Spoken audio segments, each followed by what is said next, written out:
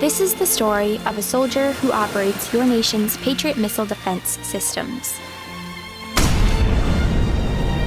I also marched for equality. It begins in California, with a little girl raised by two moms. We are counting your days down now. Your fascism, your totalitarianism will not get a monument, will not get a monument, will not get a monument. To every LGBTQIA+ person and our allies. If you don't stand with us now, you stand with the enemy. Secretary of State, hello. One thing we can show is if the armed forces can do this in a short space of time, any organisation can. If you don't stand with us now as we defend trans women and trans men and trans teenagers and their families, then you stand with those who are against equality. There's so much homophobia, there's so much anti-Semitism, there's so much racism, and everything is just dividing us. You don't stand, you stand with our enemies. There is no more time. We are living in dangerous times and I won't exaggerate. The 18 by 75 feet long pride flag, recently installed as a sign of progress in the LGBTQ community's fight for equality. It's now desecrated. An attack on a symbol that is important to so many people. It would be the same thing as doing that to an American flag. If you don't stand up now, the enemy might win. But I say to the enemy, look up. Hate speech will not be tolerated. Equality for everyone. Raising the flag or by having our rainbow crossings all throughout the country. It's equality for everyone. Join by Lieutenant Governor Susan Garza-Wiggs to show support for Connecticut's LGBTQ community. It's equality for everyone.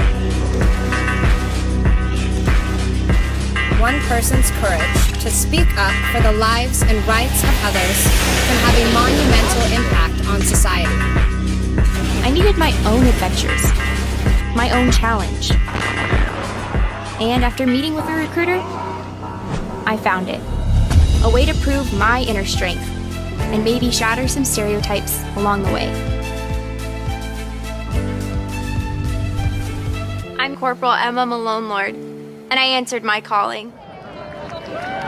There's so much homophobia, anti-Semitism, racism, and everything is just dividing us.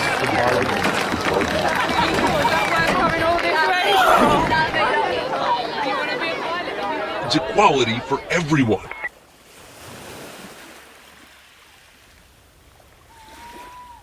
There is no more time. In the spring of 2017, a series of protests, live-streamed by the students, launched Evergreen into the national eye, setting in stark relief the contentions in higher education between academics focused on classical education and those who center education on social justice. Bret Weinstein was the first stop in a week-long series of protests, which culminated in students taking over the library and administration building, taking the senior administration hostage, and issuing a list of demands just as lengthy as they were self-contradicting. Socially, it was not voluntary, because if you chose not to leave or you chose to abstain from the event, you were called a racist and then, insulted. There was a meeting about trying to figure out what the next steps were going to be. There was one student that stood up during the meeting and said that all the things that are going on campus are not amounting to anything, and that things had to start changing quicker. What were you talking about? We were actually talking about defining words. At that moment, a group came in and they lined up against the front of the room and they just stared at us. We were like, what is this? We had no idea what was going on. My heart dropped. I was like immediately like, oh my gosh, it's happening. The crowd had cornered Brett into the corner of the hallway and were really crowding in on him. When someone is the target of a witch hunt, they're put into this cartoon form, and then that is the narrative that they build up of this person. It doesn't matter anymore who they are or what they are, but this cartoon is used to the advantage of whoever is hunting the witches. First they started trying to shut down my ability to speak, and then they started chanting stuff that was actually literally written on a page for them.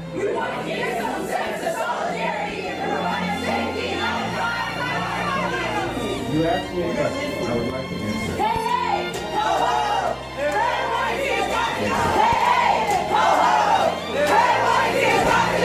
Listen, do you understand? History could pivot this hallway right now.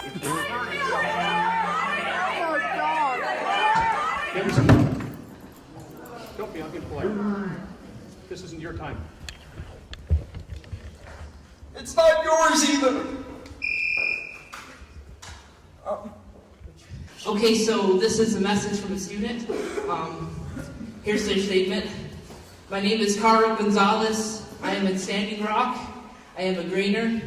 Fuck your neoliberal bullshit to make this school run like a corporation. Fuck raising tuition, catering to racists, homophobes, transphobic, bigots, neo-Nazis, rapists. Fuck you. Y'all are putting us into debt. Y'all are stealing our money. This school is unsafe for marginalized students, and you know it. And you don't care. Stop fucking telling us you don't care. You expose yourselves with every policy decision you make. You fire all the teachers who we love, who teach us how to organize against capitalism, because you want to make money. That is disgusting. We should not be told to be grateful to receive meager offerings. We should and can win everything. Stop telling us that the world has limited resources, that you have limited resources. That's not fucking true. What is true, though, is that y'all don't want us to know how to fight for our liberation. And we will fight for this because you make us have to.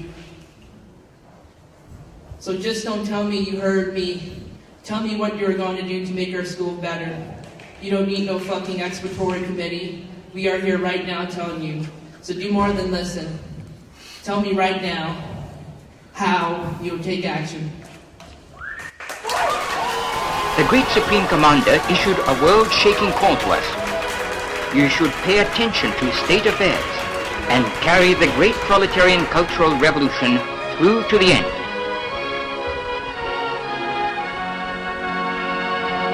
Mao was biding his time. He worried his revolution was going off the boil. He saw a privileged bureaucratic class emerging, as had happened in the Soviet Union. He feared the return of capitalism and materialist incentives.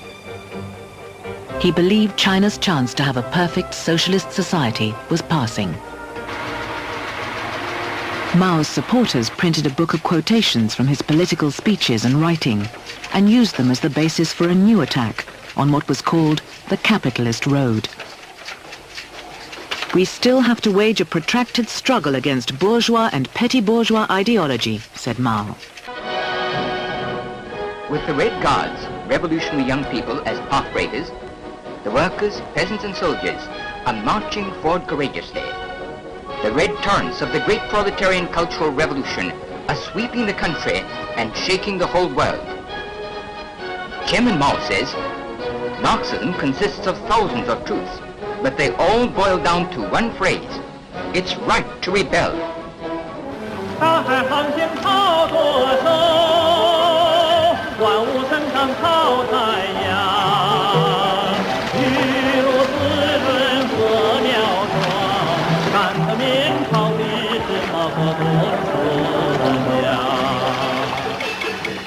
Trying to break the thinking and attitudes of old China, he began with her traditional culture. The 1,000-year-old Beijing opera was singled out as the start of his attack. If it could be changed, then anything could be. 8 new revolutionary plays were written to replace all the old stories of emperors and concubines.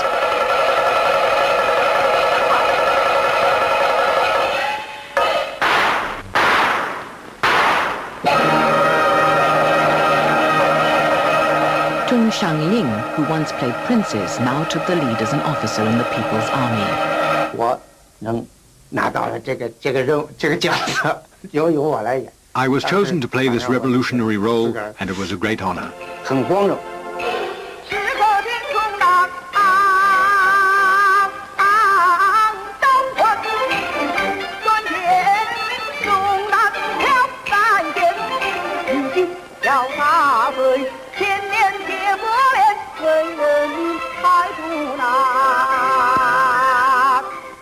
我们是灵魂的工程师，我们有一种。 As artists, we were engineers of human souls. 为赚钱吃饭，或者是简单的工作，而且我们有一种责任 We 感。 didn't just perform to earn money, but had a serious responsibility to re-educate people. Students were used to carry the Cultural Revolution forward. For the first time, young people were encouraged to attack authority and the old hierarchy of the party. And the advice came from Mao himself. Bombard the headquarters, he said. To rebel is justified. Chairman Mao started the Cultural Revolution to keep up the momentum for change. Everything he said was right. We thought if we follow Mao, we can't go wrong. The master of mass mobilization had shown he could still draw a political response directly from the people.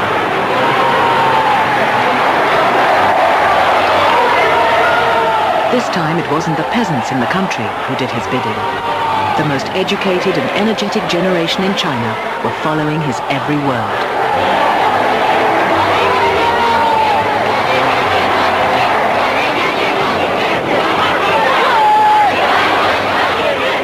The students felt excited and liberated as never before.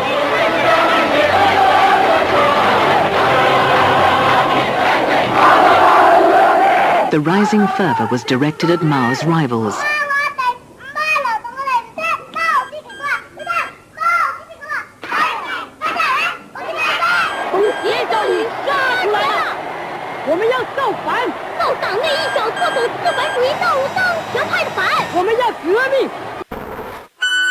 Equality verdict outstanding. Equality status awarded. The rage was extended to foreign governments, with attacks on Western diplomats in Beijing.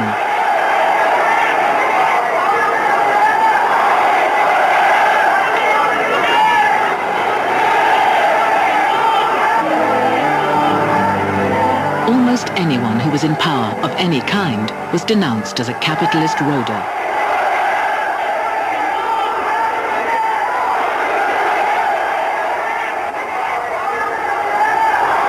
The whole structure of the party was brought down, including Zhong Guodong, the district secretary in Tianjin. 而且我在各项运动中啊，我是整别人的， In all the 整别 previous 人错误 campaigns, 的。 I'd been 我 singling 是 people out 整 and 人 telling them 的 their mistakes. 我不是 I 被 was the 来， one who found fault with them. 所以我这次也整到我头上了。高中毕业这个学生， I didn't expect the tables to be turned on me this time round. In schools, pupils attacked their teachers. 所以就是这么一个好校长，这个当 Our 时 headmaster had been really good to us, 从我 but 们来 even 讲， he 并 couldn't 不认为他 escape. 个人怎么样，因为他就觉得他是 We 代表 didn't hate 资 him 本阶反 personally, 动路线， but he represented 所以 bourgeois 对 values, 他资本阶 so 反 we 动路 had 线 to 进 attack 行 him. 批斗。当时就是We dragged our headmaster onto the school 拉上 stage. 台， Then students put a 有 dunce's cap on his 些 head 人 and a 给 big 校长 placard 戴上 around his 高 neck. 帽子，挂上大牌子，就是那种 The more extreme we were, the more loyal we felt to Chairman Mao. The country was now in the grip of a revolutionary mania that became more and more violent and destructive. The Red Guards attacked the four olds: old habits, old ideas, old customs, old culture. Books were burnt and museums pillaged.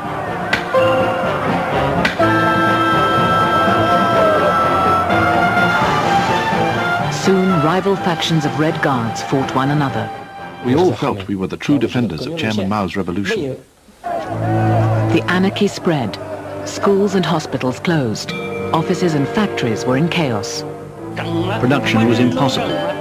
We had meetings every day and workers were denounced. We didn't know what to do.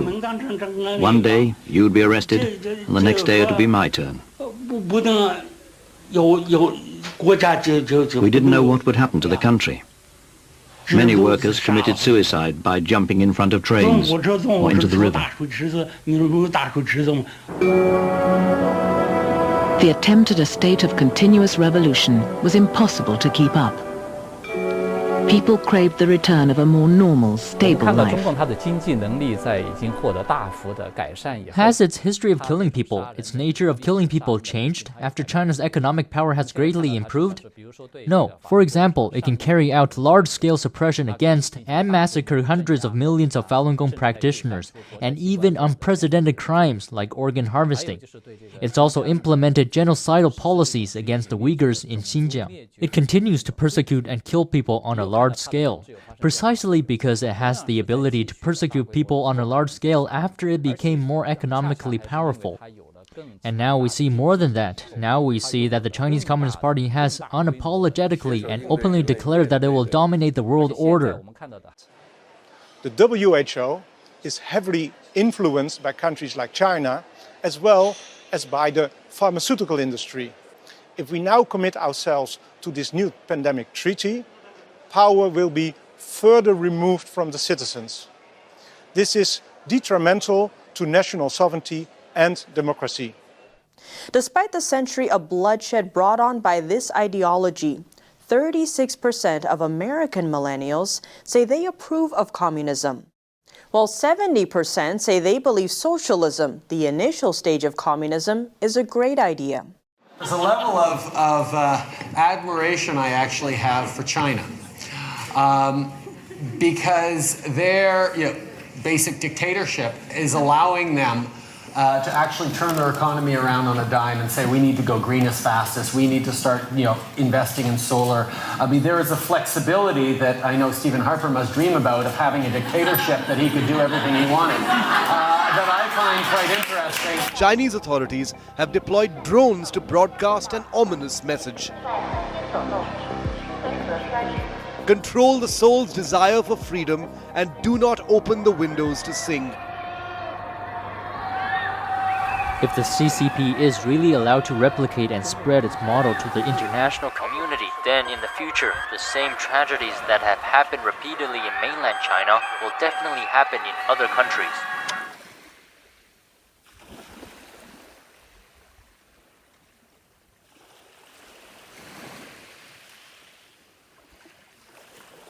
There is no more time.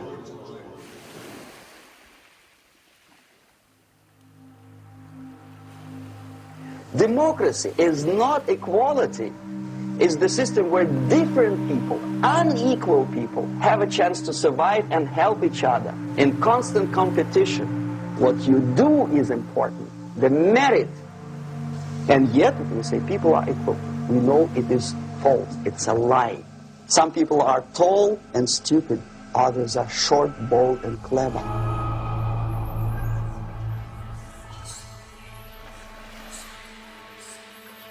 If we put the principle of equality in the basis of our socio-political structure, it's the same thing as building a house on sand. Sooner or later, it will collapse.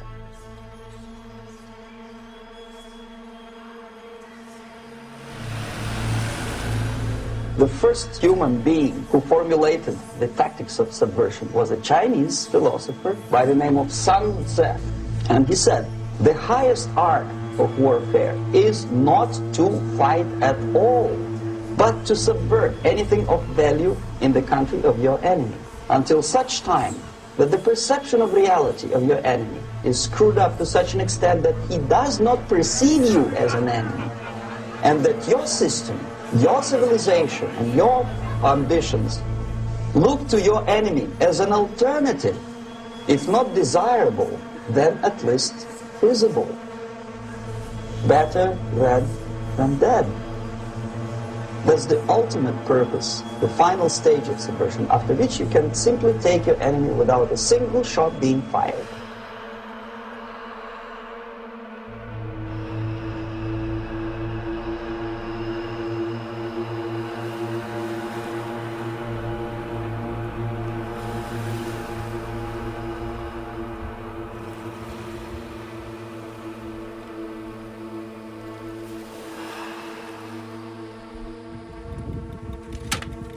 The first stage of subversion is the process which is called basically demoralization. It takes from 15 to 20 years to demoralize a society. Why 15 or 20 years? This is the time sufficient to educate one generation. It includes influencing where public opinion is formulated or shaped. The target country, if it's a free democratic society, there are many different movements within the society. The moment all these movements will be directed in one direction, this is the time to catch that movement and to continue it until the movement forces the whole society into collapse, into crisis, right? We don't stop an enemy. We let him go. We help him to go, to take advantage of these movements, to capitalize on them, is the main purpose of subversion.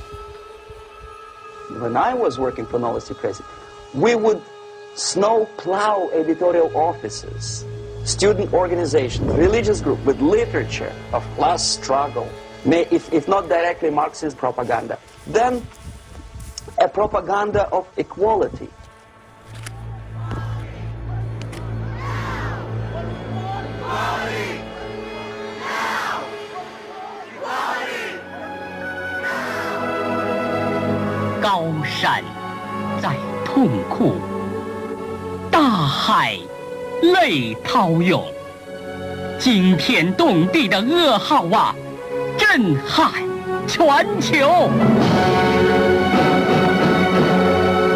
我国各族人民敬爱的伟大领袖毛泽东同志于1976年9月9日在北京逝世。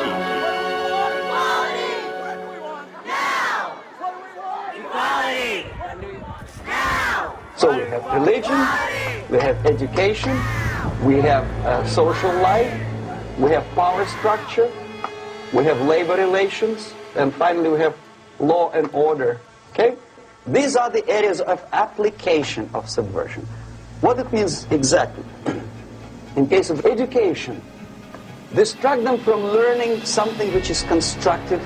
Instead of mathematics, physics, foreign languages, chemistry, teach them sexuality, anything, as long as it takes you away. Social life, take away the initiative from people, take away the naturally established links, and replace them with artificially, bureaucratically controlled bodies. Power structure slowly is eroded by the bodies and groups of people who do not have neither qualification nor the will of people to keep them in power. Yet they do have power. Together with that, there is another process. Law enforcement, law and order organization and structure is being eroded. A criminal looks nice and he's unproductive only because society oppresses him. A policeman is a pig. He abuses his power. A generality, generalization like that. The hatred, the mistrust to the people who are supposed to protect you. A slow substitution of basic moral principles. So, the moment you bring a country to the point of almost total demoralization, when nothing works anymore, when you are not sure whether it is right or wrong, good and bad, but there's no division between evil and good, when even the leaders of church sometimes say, well, violence for the sake of justice, especially social justice, is justified, and we listen to them and say, yeah, probably it's true. Is it true? No, it is not true. Violence is not justified, especially for the sake of quote-unquote social justice introduced by Marxism. The next step is to destabilize all the relations, all the accepted institutions and organizations in the country of your enemy.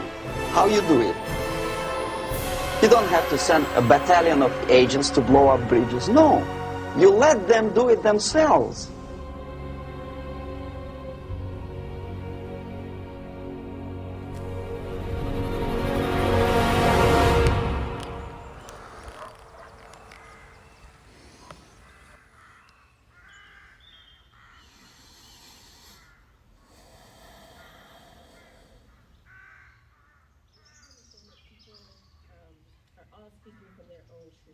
So when you hear from students, when you hear from their peers, what they're saying about their experience is true for them, and that should never be discounted. So I hold a lot of different kinds of privilege. The two that are probably the most operative in my teaching are the fact that I'm white and I'm cisgender. I am cisgender, black female, and straight. I am a cisgender, straight woman. I am an immigrant, and getting a green card for me is something that was given me a lot of education in math and physics, which gives me a lot of sort of space to be kind of, oh well, the scientist doesn't have to worry about social justice, right? Science is about the truth. The list of identities showing for which you have privilege, I can check off all of them, aside from being white. When I walk in the room, I don't know whether it's male privilege, white privilege, over-educated privilege, down the whole, that's ableism. I can be helpful for white, cisgender, heteronormative men who are trying to figure out what to do, holding lots of cards of privilege about how to move forward in a meaningful, respectful way with respect to social justice. I don't know if I said my pronouns, I don't remember, and that's my cisgender privilege showing, so I use she and her pronouns. I hear from fellow white people the sentiment, you know, but we're all human, right?